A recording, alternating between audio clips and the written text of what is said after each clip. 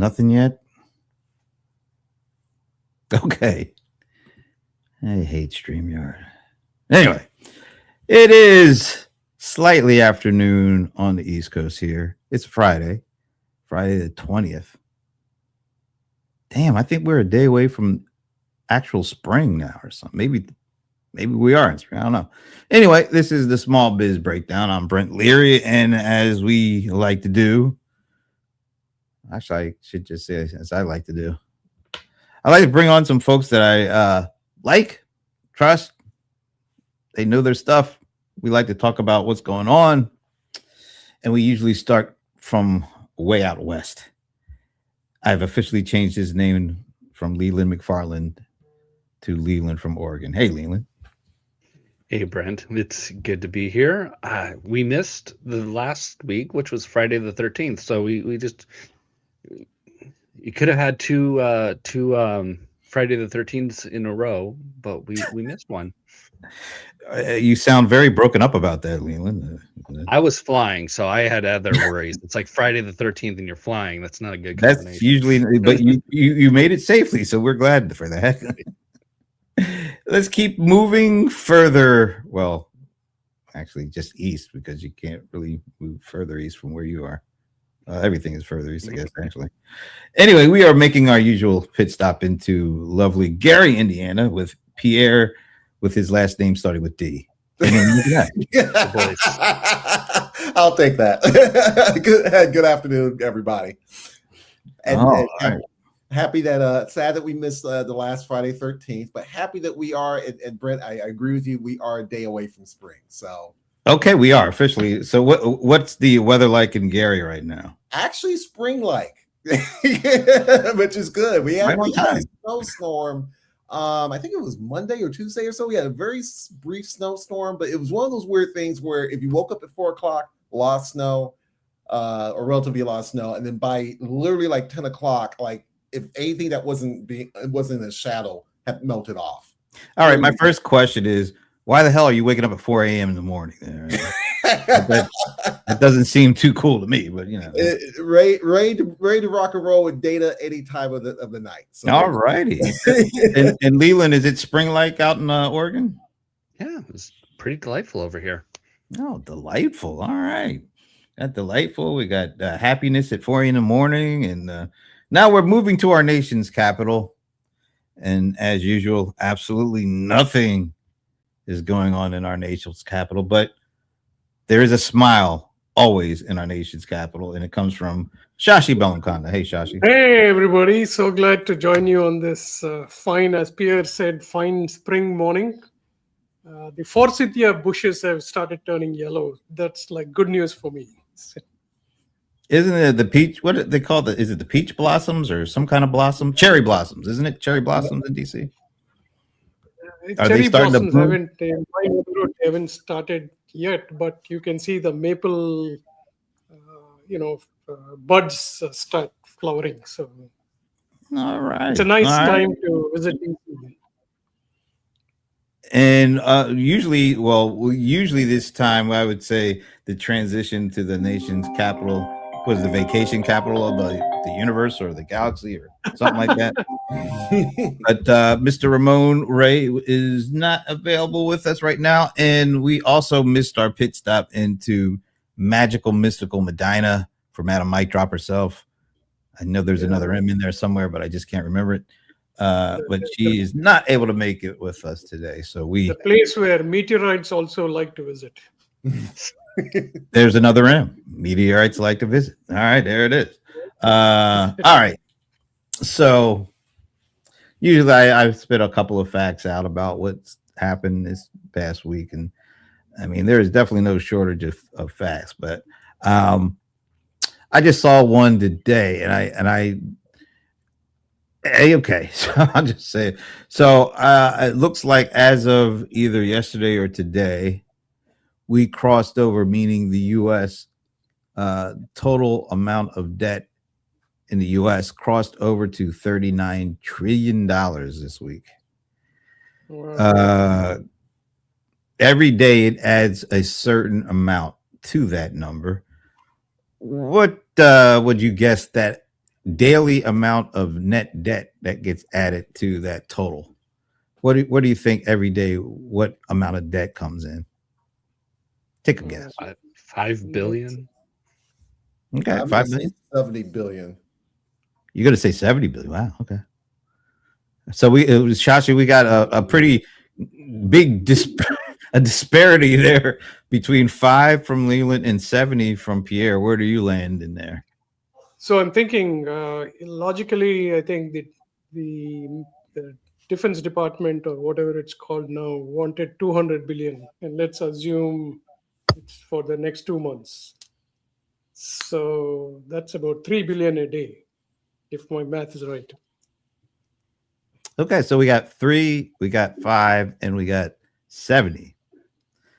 And Pierre, you're the analytics guy, so yeah, and he's one I'm that's rooting for you. Number out there. Actually, can I lower my number to 55? sure. You can lower your number to 55, and you still be way off. But yeah, no, I'll keep that. The actual number is $7.2 billion of debt added every day. Wow. So you think about that, that's about 220 billion a month. And that means two bridges a day. Yeah. So basically every 5 months we're adding $1 trillion of debt. Wow. And we were supposed to reduce it, right? I think so, day one. All right. So with that in mind, and let alone all the other things that are going on, how are you guys feeling this week? Let's who wants to start us off? Ramon can't do it today because he's not here. So who else is gonna do it? Come on, Pierre. You were not here last week. Nobody was here last week. Nobody was here last week. I wasn't. About feeling about the economy in general, just kind of like where we are in the economy, you know, whatever else is going on that is out there. What do you? I think we're still. I think there's still optimism among small businesses, but at the same time, still worrying just because of the war. I think we're starting. I'll tell you one thing that concerns me: price of gas.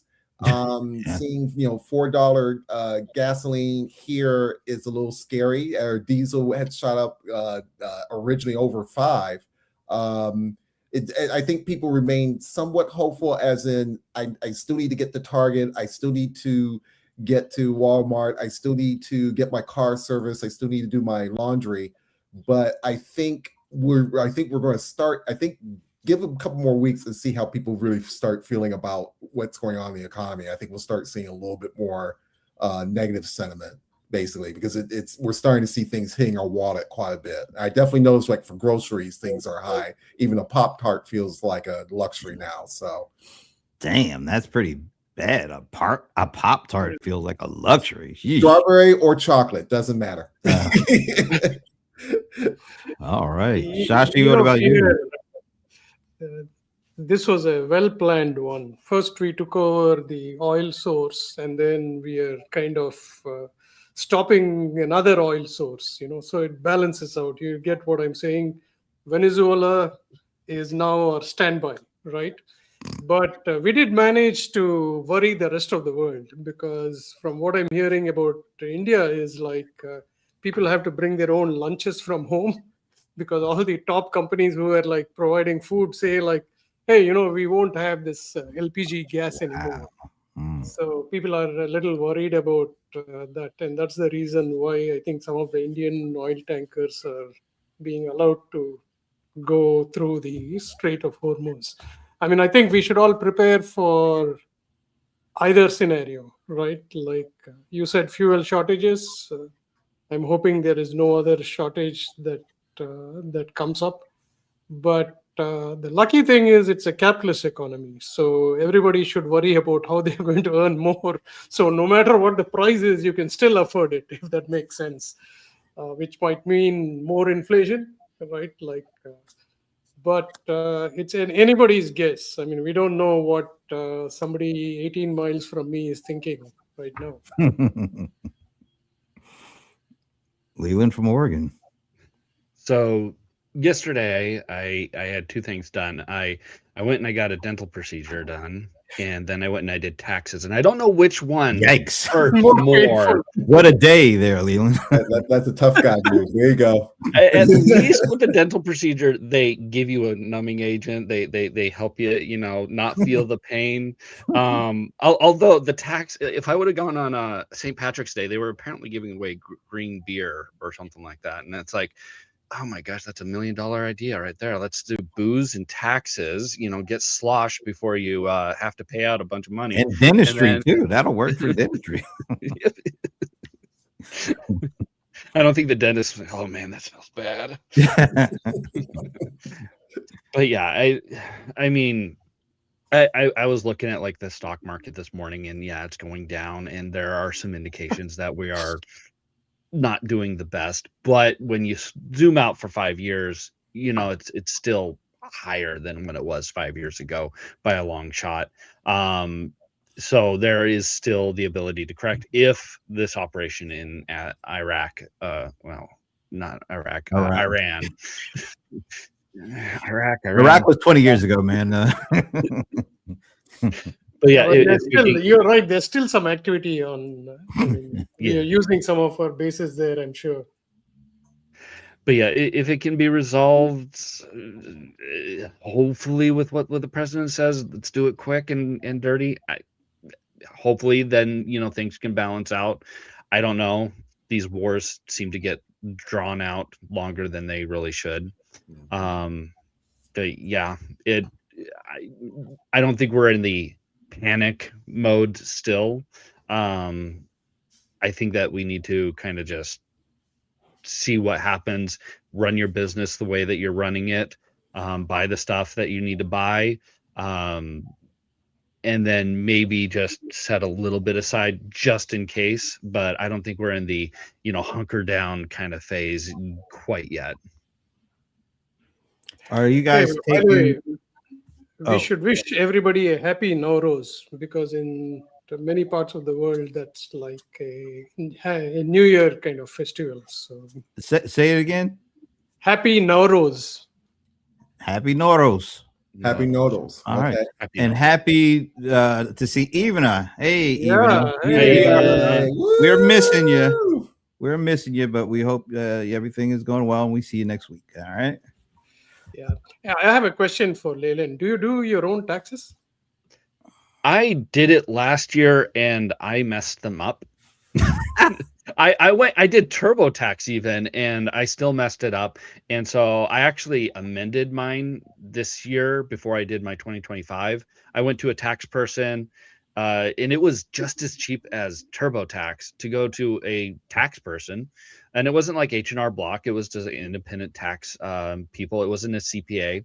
And because the business I kind of run, it's very simple. So it's not a complex thing that takes really a true CPA. And she found $1,300, and it cost me Nice. $300 to file it. So I came out ahead for the filing, and then I just gave her 2025, and an hour later she's like, okay, yeah. Nice. The reason I asked that question, this may be useful for small businesses, is always do what Leyland does, because the tax code has become so complicated that you don't know what allowances that you should be taking for your business and otherwise. So I'm glad you took an independent tax consultant. Yeah. Well, and it's also about time. Your time is valuable. And it's like, I remember doing it the year before, and I spent hours and hours and hours on it. I was going and doing this, and I ran into errors, and it wasn't working right the way that it should. And I spent more time than I really should have. And it's something that I could have, easily spent my time on something else and potentially made that kind of money off of. So I mean, I used to make that mistake where I would look at the $300 figure that somebody's charging me, not realizing that that's actually going to save me like $1,000, $2,000. So that's true.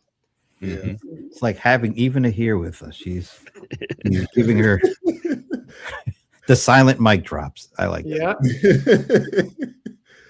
Yeah. Yeah, I definitely on a tax thing. I would say I've done it when I first started, and and Layla, don't feel alone. I actually there's at my end of it. I'm at a point where it's getting the help is starting to get more important because like what Sashi said, it does become hard to follow what things are coming up. I think that's one part of it, and you just it just there's a breaking point. I think as a business owner, you end up having to it just stops a lot more things than what you realize in a lot of ways. It takes a while, and it's one of those things. It's like boiling water. It's like you may not feel the heat until when you do feel it, you start coming out of it. So definitely don't feel alone.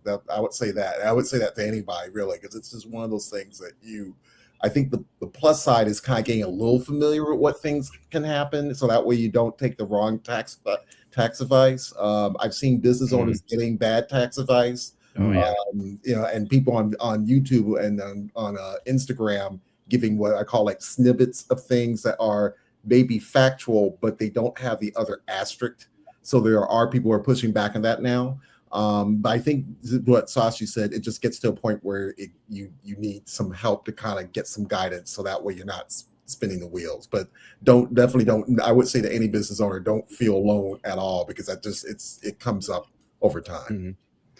And I could see some situations where, using TurboTax for business purpose might be okay. You got a couple of rentals or something small, a little side job or something to the effect where it's not like grand amount of money, but it's just a little bit of a side income or something like that, or you're just a contract worker.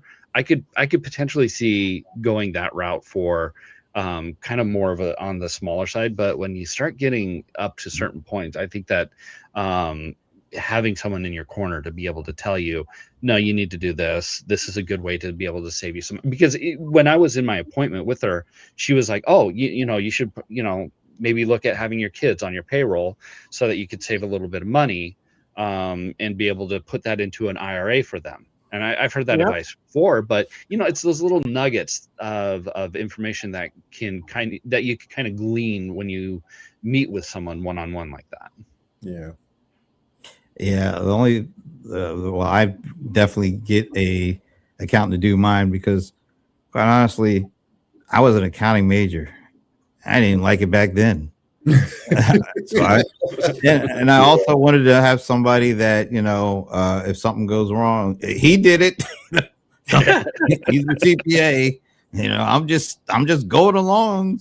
So yeah, I know I don't know the ins and outs, because as Shashi mentioned, it changes a lot, and under this administration, it's really I think it's changed a lot. Yeah. And I think it'll mostly change for the better for a lot of people, because it seems like there'll be more tax breaks or something like that. Mm-hmm. But it's hard to keep up with all that stuff, and I don't even want to try to keep up with all that stuff. So I think it's a good move if you're in business, like what Ivana said. She says the two most important or valuable people are my bookkeeper and the CPA. And there's some goodness to that statement. Now she says also, I don't hate this, but Mike, whatever his last name is, Profit First has actual accountants are brilliant and will literally guarantee profitability. It's first pay yourself your profits and budget after. I never had a mine guarantee that, but okay, that'd be great. If that were the case, that'd be great.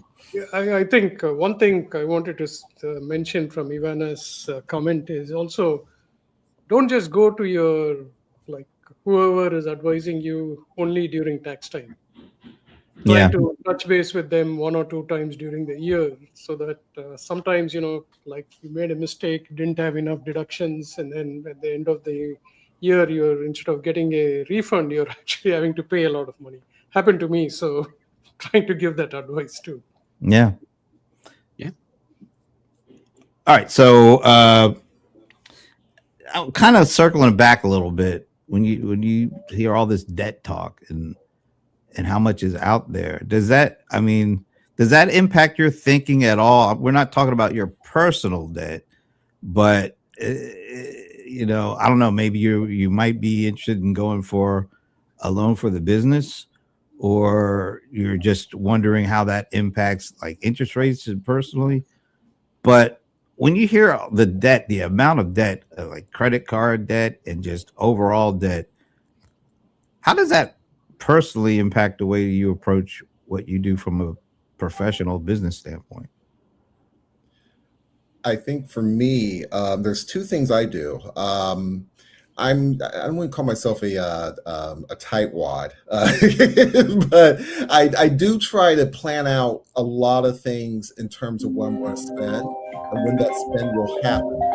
Um, and it could be things in terms of events I go to, thinking about am I going to a webinar versus traveling out someplace, like I'm getting ready to do a conference where I deliver a workshop. I'll plan the things where I know I can kind of put some sort of budget aside for something. And I'm very cautious also. It also makes me cautious about clients a little bit too. I had to learn the hard way that a lot of times clients will they want to hire you, but they are not really ready to pull the trigger on a project. Sometimes there may be something financial going on, and that can be a little bit of a difficult conversation. You don't want to push somebody to spend, but at the same time, if you're a small business owner or if you have a small team, it can be a little hard to kind of hold a place for somebody to be ready, like, hey, we need to put some dates down here. But I think for me personally, I do try to be very careful about how I spend. And I'm very critical about it. I found that I try to push hard through the year, so that way I'm not getting into December and trying to find extra money when I know that people have already locked in their budgets and they may not be looking at anything. The only thing they're thinking about is, eggnog between Thanksgiving and Christmas. Those sort of things can happen. And they can be good lessons of learning about trying to figure out how to plan as much as possible. Not all plans are perfect, but you have to kind of, it's just like a football game. You have certain, where the lines are. You kind of need to know where you need to go, and you kind of need to plan yourself as best as you can to keep that pocket so that way you can throw the ball and get that victory. Yeah, that's a great statement. It's a double-edged sword, the credit. Like, for example, I wanted to post this on a private chat yesterday. Among the top airports in the world, there's not a single US airport. Now, when the airports were created, they were probably the best, but not anymore because like 30, 40 years have passed. Even if you look at Washington, D.C., most powerful capital in the world, the airport, some of the new terminals are okay, but most of the others are quite bad, and those people carriers and all of that don't make the experience better. So if in order to improve these, the government will have to spend, right? Now it will have to spend, it's part of the credit. And I think subsequent governments have always tried to reduce the debt, and it's definitely going to cause pain. I do remember probably between 20 and 22, most of the roads in the areas that I was going, there was no money to repair them. So even in the good highways, you'd find potholes and everything else. I don't remember when the government started spending for infrastructure. You saw the times when like bridges were falling and things like that, right? So the only way the government can manage this is probably increasing the taxes, which is not a popular move. They'll never do that. So how do you balance your budget? And I think the US government doesn't have to balance the budget. It's just allocation, right? Somebody decides, hey, here's 200 billion, go spend it. And the best thing is they are incented to spend everything, meaning at the end of the year, there shouldn't be any balance left, which I think is wrong. If somebody has managed to save money, they should be able to give it back. But that doesn't exist, and it's probably not in the rules, right? You have to spend. This is not only the US, like almost every country in the world that has a measurable economy is spending more than what they earn. I don't know. I don't have an answer. I'm just stating what is probably obvious, but it's going to be painful when they try to balance it, like it was at the beginning of last year or whenever they started going the wrong path to try to reduce the debt. Wow. But if we're adding $1 trillion every 5 months, that's pretty rough. Well, and it's so much now that it's like you can't just sit there and say, okay, let's just cut 2 trillion a year, because then we would never get out of debt. So you basically have to say, okay, we have to cut 4 trillion or something like that, so that we have like $1.5 trillion to be able to put into the debt to be able to bring it down. That's, you know, it would be nearly impossible. One thing that I heard, it was a politician, his idea was like, okay, every department within the United States government every year has to reduce their budget by 1%. Not 10%, not 20%, just 1% every year. We're going to start shrinking the budgets every year. And eventually, over the course of 10 years, now you've gotten down to 10%. After 15 years, you've gotten to 15%. So I would, you know, I'd like that. It's like we've ramped ourselves up slowly. So let's start reducing ourselves slowly and trying to find ways to save the money, putting in policies to where, as Shashi said, it's not detrimental to you if you don't spend all your money. In fact, maybe you get yourself a nice little pat on the back for actually saving cost. And then I know that it hasn't gotten to the point where it should, but getting rid of fraud is probably a really good thing to do. Finding those government organizations, I can't remember the name of the organization, but there was one organization that within the government that was just 100% almost all fraud. Like the person that was the head of it had its own private bathroom with a shower and everything like that. The guy head of finding fraud had all that going on? No, it wasn't the guy who was finding the fraud. It was like the government agency. I forgot which one it was, but he had like his own private bathroom, and like no one was doing real work. It was a real sketchy aspect of the government that it's like, why are we spending money on this? And the money was just not going anywhere. But finding where billions of dollars are going that shouldn't, you know, that's not a bad thing. I want to pop up this comment from Evan, because I was thinking the same thing. What about raising income? Because there's two ways to take out debt: lower your costs and find new revenue. And from a small business point, as we always talk about AI, are most small businesses looking at AI from a cost reduction perspective? Do they think if we use AI, we're going to cut costs or be more efficient? Or are they thinking AI is going to make them more money? Because it feels like that part of the conversation has to be a part of the overall equation with the debt stuff too, right? I agree to that. I think the short answer is I don't think they are looking at it from a cost reduction, even though you can. There's a lot of things from an analytics standpoint that you can actually take and I built a model just a week ago where you can take data, import it into R programming, kind of sort through the data, and then you can bring the language model into that analysis and have it do the query and ask some questions. I don't think people are getting to that point because they see like most technology, people are being sold on what the potential is for all these things that it can do for you personally, produce more content, streamline some of your operations to some degree. And even when you talk about streamlining, you would think that there'd be more discussion about managing costs, but I think it's more about producing a lot of things. But I think at the same time, there should be more conversations and more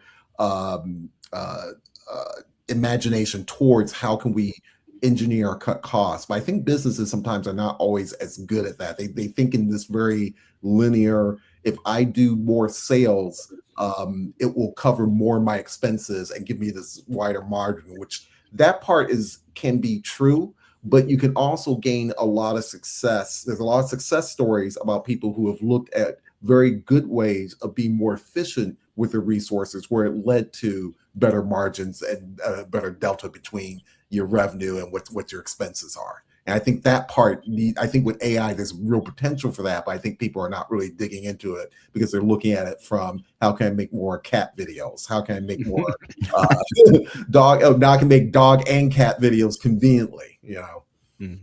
Yeah, I think I know of somebody who agrees with you, Pierre. This is Jensen Huang, CEO of NVIDIA, right? Like, I think today I was listening to NPR, and the story actually says that jobs have not gone because of AI.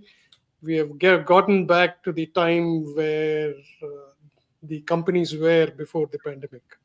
So it's not like people have said, like, I mean, people say that so that their stock price kind of goes up. The investors don't really understand what this is. But if you go by your argument and what Jensen Wang says, that if the company has more capability, they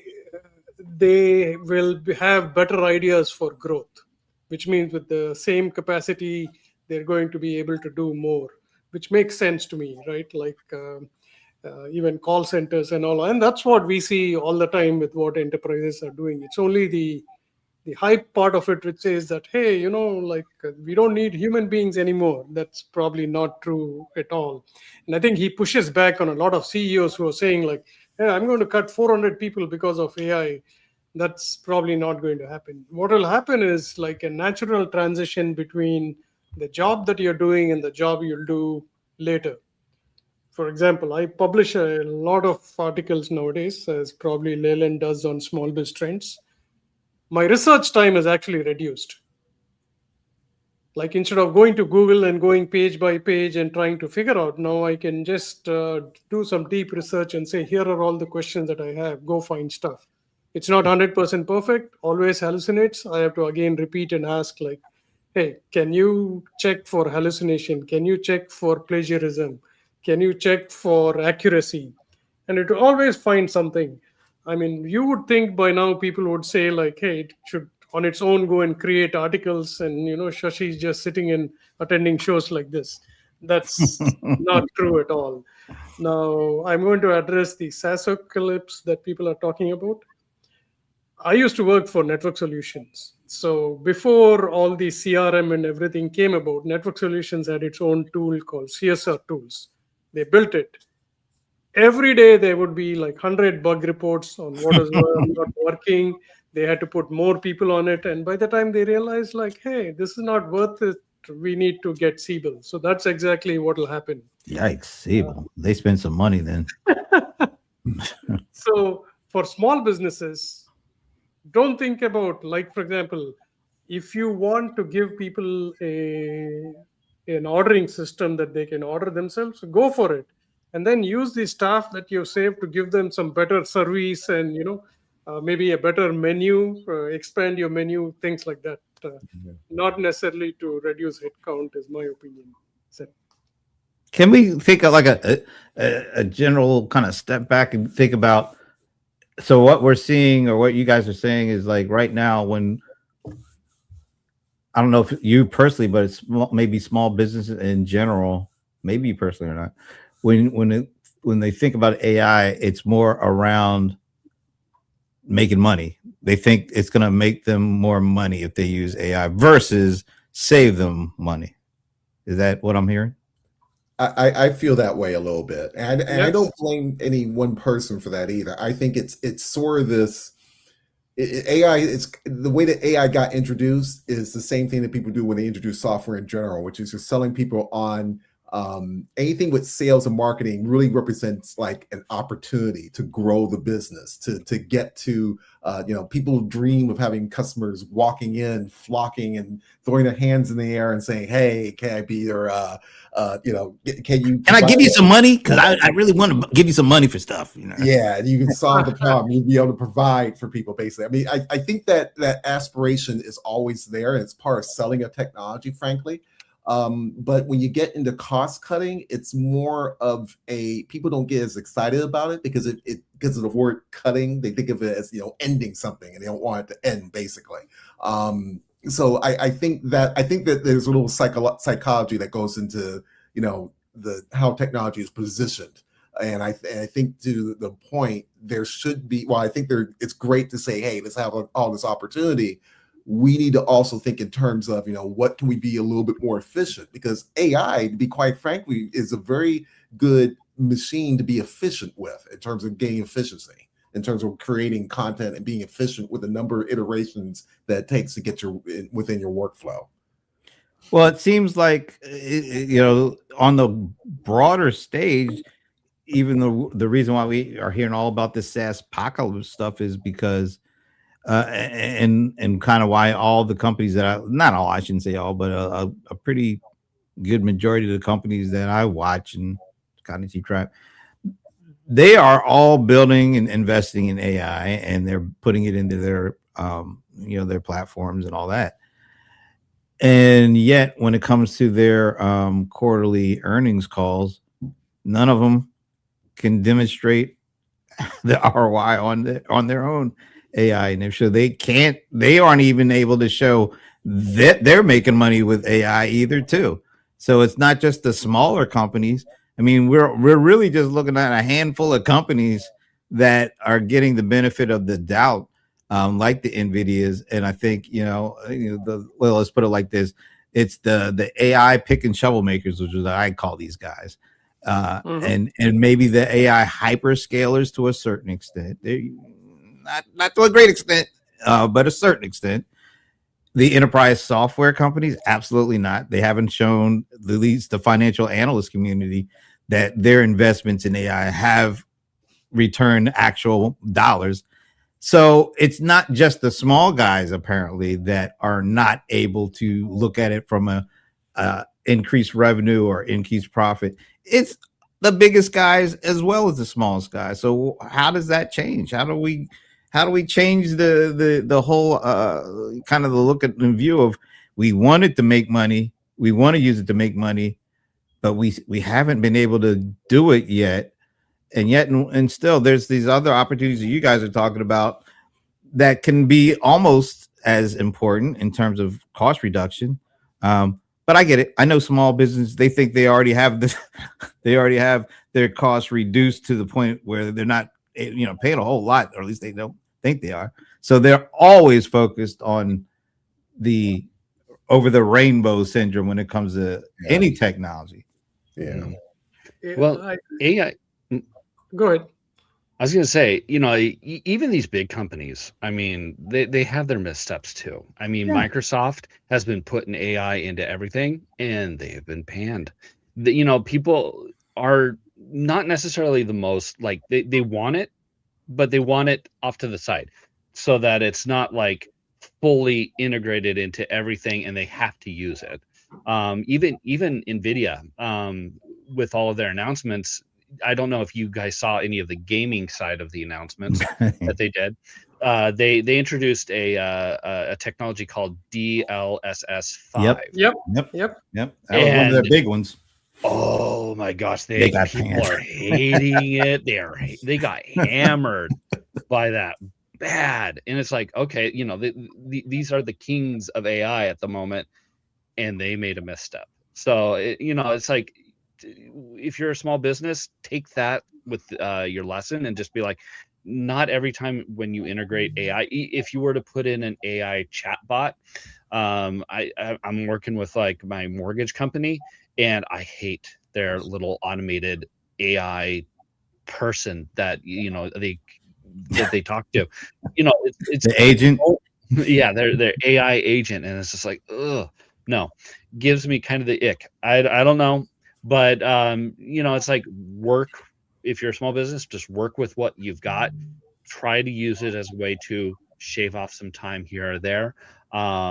Maybe look into your own little AI chatbot for the simple things, not necessarily for the thing that's going to be like the silver bullet that's going to like bring in 1,000 customers or something like that, but something that can offload a little bit of time so that you have more time to talk to customers, using the AI that brought in a bunch of names for you to, and pre-qualified them for you and gave you like a good statement to kind of talk to them with, that's where I would go with like AI. So yeah, I have a pet peeve with most of how AI is being implemented, and I blame OpenAI for this.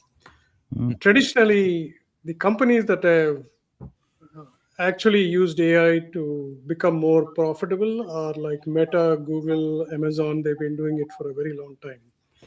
The right way to do it today, everybody is skipping two steps and going direct to generative. Like your example, Leland, of that thing, somebody sold this business a chatbot, and the chatbot answers whatever it feels like it can answer, and not necessarily in the owner's voice. There is probably no connection between how the owner wants to do business and how the customers want to get their experience.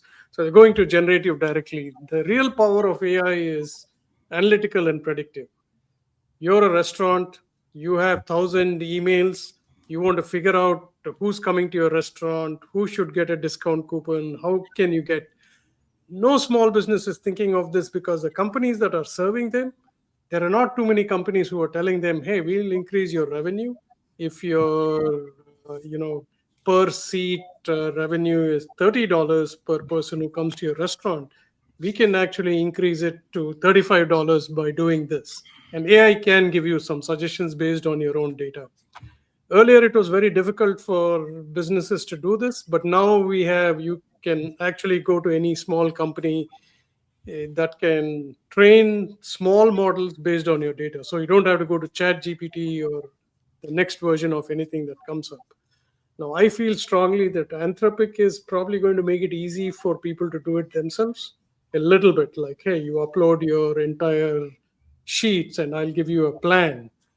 That's the analytical and predictive part of it, not the gimmicky, like I posted about, I think you all must have heard about the robot gone wild in a hot pot restaurant in, I think, San Francisco. The robot won't stop, and the service person is trying to track that robot because it's not ready. I mean, robotics is a very complicated thing. It's not like all our cars are being in some way assembled by robots. Amazon orders that you receive are in some way your article actually moved by robots. So they're all far advanced, but they're not saying, we'll give you a nice, cute robot, talk to the robot and be happy. No, I mean, I think use your data, use it for predictions, increase your revenue, right? Yeah. And generative will come later. I'll add real quickly too. I think what Sashi brought up a real good point about the robot too. I think this whole thing with AI is really experimental. It's data driven because you start, I think you have a lot of data that you use to help train your model, basically. In fact, I'm starting to be more of a proponent of the small language models because you have an opportunity to train those to what you want. But that also means, I think, what businesses are realizing with the example with the robot is that your customer experience is starting to get a little bit experimental, and you need to kind of think through a little bit about what that experiment looks like. And that's something that can be almost very anti-business in some ways too, because businesses are supposed to bring, and it's supposed to be certainty. You go to a particular brand because you know that their food is excellent, or you know that your car repair is going to be excellent. And with AI, there's a little bit of experimentation to not only implement an assistant to help serve your customers, but to make sure that you're doing this with knowing the back of your head that there's going to be some error in there. Like the example with the robot is a clear one, basically. So I think it's going to force people to learn not only how to experiment, but I think also thinking about what is the customer experience for my business, because we've always thought about it in terms of websites and apps. Now it's something a little bit more, these digital pieces are now more physical when you start thinking about AI connected to a device to deliver something to a customer, or AI connected through a robot to deliver something to a customer. I think let's go back to what our friend, Madam Mike Drop herself, always says. It's always about the customer and the customer experience. And there are certain, there's a lot of people, I don't know if it's a majority, but there's a lot of people who own a business and they want to use technology to avoid talking, engaging with their customers. And so they're always looking at certain things as, oh, that's going to be my silver bullet, so that I don't have to engage. I just want their money. I mean, let's be honest. There's a lot of folks that just want the money. We understand that. But if you really want the money, you should really want to understand how you're going to get it from the customers that you have. And that means really engaging, really understanding, really using technology to have a better understanding of where your customers want to go and be able to be there before they get there, because they really would love to work with people who they view understands them and has put in a time and effort to really understand what they need. So if you're using or looking at a technology that basically the hardest part of the job is to pull out your credit card and buy it and then expect it to do all the work that you detest, it never works. I don't care what technology it is. You can go throughout the decades. What technology that has completely replaced fully having a great relationship with your customer? None. But if you use the technology to do that, you usually end up having customers for life. But some people just don't want to take the time to do it. They'd rather spend the dime than to take the time. Ooh, can I mic drop myself? Oh, nice. Yeah. Nice. Mic drop myself. There you go, Brent. I don't think I did that before. But I mean, it just feels like that's the case. They buy it, they get interested in it because they think that will allow them to avoid the parts of their business that they just really don't like. And some of that is, talking with your customers. I don't think that's a good way to go. So, yeah, but you can utilize technology to, again, better understand your customers and to better talk to your customers. I mean, you're never going to get away from talking to customers, even like if you were like, well, I'm just going to sell online. No, you still got to talk to customers in one way or another. You got to be online. You got to be promoting your business. You got to be on social media. You can't just like get a shop on Shopify and put it out there and then just walk away and expect sales. You actually have to promote your business in one way or another, and that involves talking to your customers, even if it's not like face-to-face one-on-one. It's still talking on social media. It's making content. It's engaging in the comment section. Or if you have a brick and mortar, you gotta talk to the customers as they come in and see what they like, what they don't like. If you have a plumbing business or something like that, you got to go to the house. You got to talk to them, and you have to be able to find customers. So usually like word of mouth is a good way to do it. And if you got, your word of mouth is, oh yeah, he's kind of reclusive. He come in and he grunted when he's like, and did his work and he left. It's not good customer experience. So yeah. Just a note on what you said, Leland. Like I've seen some savvy, not plumbers, but roofers, right? Mm-hmm. They use the data of when a house was built. So they know which areas are more than 20 years, right? And some of them even take satellite pictures so that they're inspecting the roof even before they need to go to the house and actually telling them like, hey, here's a picture of your roof. Would you like to do it now, or do you want to wait for it to leak? That, I think, is the analytical and predictive part of things that you do. Like, for example, you mentioned plumber, right? If you go to any top national chain of plumbing, you have this chatbot, you answer 15 questions, and after that, they'll say, we'll call you back. My plumber, I text him. He says, give me a picture of what you see. I give him a picture. It says, I'm coming tomorrow at 1:00. But it doesn't mean he doesn't use AI. He has like billing and everything else. He uses technology, obviously, right? And I'm sure he also manages like all these new things that are coming, instant hot water and all that stuff. So I think savvy small businesses decide where they need technology and where they don't. I don't think they should say like AI is going to solve me from speaking to people. Maybe, instead of talking to them, text them if you don't like talking to them. Yeah. And your plumbing example, it's like, I just texted my plumber. Now, the smart thing is to not just have your phone, but to have it go through like a messaging service. That way, the contact information goes into your CRM, and it's like, oh, it's Shashi. Shashi's calling me, and he has a problem. It's logged in your CRM, and then you have the ability to get reminders, because I know that I have missed emails. I know that I have missed phone calls, and it would be nice to just have like a little piece of technology. And I get that like within Gmail, to where it's just like, hey, this person emailed you like 3 days ago. You haven't replied. Maybe you should reply to them. That's very beneficial, and it would be very beneficial to a small business owner to be like, hey, Shashi texted you like a day ago and you didn't reply back. You might want to, or else you're going to lose a sale.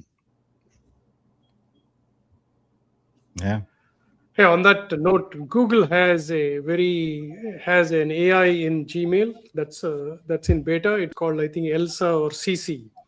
So I'm telling you, every morning you get an email saying, here are all the emails you should pay attention to. And sometimes, like, really good friends have emailed me, but I just missed their email. And it'll say, like, hey, like you said, Lenin, you need to respond to this. You have $30 credit with this company. Do something with it. Really useful tool. I wish they don't abandon it. You know, there's so many of those little things that are in there that sometimes they just show up and they kind of creep into your workflow. I wonder if that kind of creeping into the workflow discounts the importance of it to people, because it's there and it just kind of shows up. Next thing you know, they're just kind of taking it for granted. And they don't really look at it as, you know, a bigger piece to the AI puzzle. It's like, okay, that's there. Oh, that's AI. Oh, okay. Oh, sure, I use it, because they're always focusing on the AI that really hasn't happened yet, because it's the AI that's the pie in the sky. Oh, this is how you make money. And because they're always looking for this when it comes to AI, they're missing all these other things that are actually AI and helping them and discounting them, and not really seeing the full picture of what is going on with the AI that is actually right there in their, in this case, in their in basket. Yeah. I can imagine to your point about the email a little bit. I think people are starting to socially engineer ways around trying to get it's part of socially engineering your way to get attention. I could tell you people who send an email to me, and sometimes they only get a snippet of my background. They just need a snippet to say, hey, Pierre, I noticed you wrote for CMS Wire about this topic. Well, our company, we do yada, yada, yada, yada. And then on top of that, they'll send within maybe a day, if I haven't responded, hey, this is the boys. We want you to, we just want to put this on the top of your inbox, without really even understanding what's going on in my day. So I think, and to make it worse is that I try not to get frustrated, because I know there's automation going on somewhere in there, basically. Sometimes they get that little snippet about me wrong. It could be something old, like, hey, Pierre, you worked at Ford, and not realizing that's been almost now 20 years ago. So Damn. I say all this to say, hey, yeah, I think people are I think they're trying to figure out with automation. I think this goes back to full circle to what we were talking about earlier, how much that they are, they're trying to use it, but they're not really using it for cost cutting, but try to expand sales. And in the process, probably using it in a way that frankly is wrong, or something a little more intrusive than it should be. I know, Shashi, you got to get ready to go. But do you have any last words before you head out? No, I think technology is a good tool. Use it exactly like a tool and not a replacement. Thanks, everyone. All right, man. See you next week. See you next week. All right. Well, we are getting close to the edge. Not the edge. So like the group Genesis, it was 3. I like the life or death thing going on. I'm not going that far.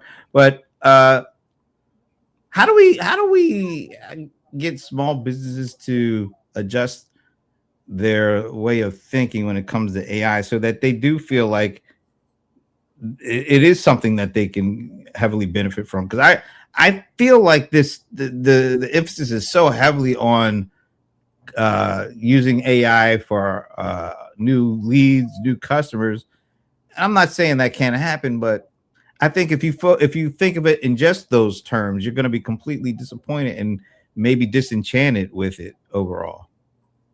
Yeah, for me, I think I go back to analytics a little bit in that a lot of times people hear these things like, this could improve your sales or help you to build to meet this objective. But to do it, you need to organize the steps. And for every technology, there's always a huge curve, this effort curve that's high, and it drops off over time because you're learning how to use it more effectively. And I think what I usually do with clients is to try to walk them through that curve as much as possible, which is, don't make it a general thing like, hey, I want more sales. You need to define it a little bit more. I want more sales through these customers using these things. I think as you get more specific, I think that helps narrow down what you're able to do with the technology and where you're able to explore. And I think that would help people with AI. For software, there's just a lot of tools out here that can help you do certain things, but you only see it in isolation rather than in multiple steps, which is what you need to see to get a strategy really off the ground. So I usually just tell people, yes, it's going to be some wheel spin. It takes a while for the wheels to get traction. You're going to blow some smoke like a muscle car, but you still need to sit down and, eventually those wheels are going to lock. And what we're trying to do is get some detail from you to help figure out what to lock. Real quick example, I had a client where we thought we were going to use our programming for them, but going back through Excel and then going back how they were organized, we found that just using simply Excel for what they were trying to do would been a lot simpler, and just having a schedule for it. Eventually, we're going to get back to something more programmatic, which leads to the AI part. But you got to meet people where they are in terms of what they're willing to experiment with, because they only have so many resources to tap into. I think that, these big companies need to integrate AI into their tools, and they need to make it simple too. And it's one of those things where you have a business and they're busy. What Pierre talked about with that difficulty curve. And yeah, if they were to sit down and if they were to spend weeks, maybe months trying to learn this technology, the difficulty is going to go down. But most small business owners don't have the time, or they don't want to deal with it. They don't want to have to learn something that complex, which, in a year or a couple months, it might change completely. They're going to want to use the tools that they're using currently, and they're going to want to have it integrated, and it's going to be something that they don't even have to activate. It's just like all of a sudden there's a new tab that says, inventory management, and it shows, hey, based off of your sales, this is where I see that your inventory is. Hey, do you want me to reorder, product X, because you're kind of getting low, and if we reorder it now, you're not going to run out. But if we wait even a little bit longer, that's where I would love to see AI incorporated in businesses and in technology is ways that it just saves time, money, and also makes the business run smoother. That would basically make it to where the small business owner doesn't lose out on money, because if you think of a restaurant and it's just like all of a sudden, well, we're out of filet mignons because we didn't know that we were out. Well, now no one can order that filet mignon, and people come to the restaurant disappointed, and they lose sales. They potentially lose customers because their favorite food is gone. That's how I'd like to see it integrated. It's something that is quick, it's easy, people don't have to think about, and it just works. Yeah. And I don't want to dismiss the whole idea of it can help you, get customers or get business. Because you do hear some of these stories of people that have done like they created a whole new kind of business offering or business model or service based on what, putting the AI together for new workflows or new kind of infrastructure plumbing for a new idea. And it's not just about content creation. It's about actually doing workflow automations and process flows and coming up with something they could have never done before. I feel there's a lot of more stories like that as opposed to the let me show you how to create content that will, I mean, yeah, we know there's a lot of stuff, and let's face it, a lot of that stuff really doesn't work. But there are some really good use cases that you can put together with AI that opens up new doors. It just feels like we're we're right now as a whole concentrating on the 2 or 3 use cases where there are tons of other ones that might actually get you to where you want to go. But right now, we aren't seeing a lot of those examples because all we're seeing is, the orange gorillas and stuff like that. So they're there. I think it's important for all of us to look at this. This is a great technology. Yeah, it is what you make of it. It is what you conceive. And if we all able to take a step back and really think bigger, then we will start seeing how we could use this and make money as opposed to just an efficiency play. But I think they're both, and maybe it just takes some time for every one of us as we get used to it and have more of our hands on it. We're able to see a much bigger picture or even a newer picture because these things are allowing us to do stuff maybe we just never thought of. It just takes time for us to start thinking like that. Hopefully we'll see it at some point. Yeah. Oh, look, I got a mic drop from Ivana. Oh man. All right. Well, with her not here, someone had to do it, right? Yeah. Better, and who but her to give us yeah, okay. All right. Any last thoughts before we get out of here for another week? I'd say enjoy the weekend, enjoy the spring. I think Chicago Henge or the Chicago version of Stonehenge is this weekend, where there's a thing where people sit at a certain block in downtown Chicago and they watch the sun at a certain time. I think 7 p.m. It's kind of like a Stonehenge type of thing. I think that's this weekend. Go enjoy yourself, and don't worry, these problems will be here starting Monday. That's a very nice way of putting things there. with love. I like it. Yeah. Go out, enjoy the weekend, enjoy the beautiful weather. You've earned it after a nice harsh winter, for half of the nation at least. But yeah, don't overwork. Do the work when you need to do the work. Don't overwork yourself, or else you're not going to be able to do the work when you need to do the work. Wow, he got all philosophical out there, right there.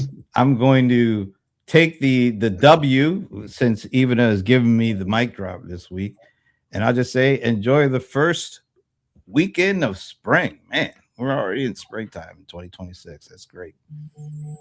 All right, we will see you next week. Hope you have a good one. See you.